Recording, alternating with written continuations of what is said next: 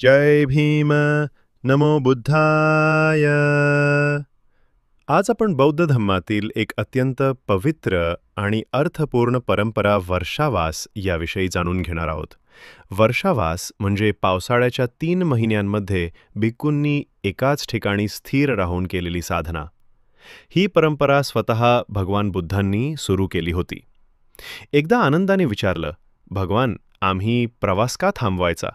बुद्ध म्हणाले, पावसाच्या दिवसात लाखो जीव पृथ्वीवर फिरत असतात. आपलं एक पाऊल त्या निरपराध जीवांचं आयुष्य घेऊ शकतं. म्हणून या काळात प्रवास न करता स्थिर रहा. ध्यान करा, आत्मपरीक्षण करा आणि धम्माचा प्रचार आतून करा, असं बुद्धांनी सांगितलं.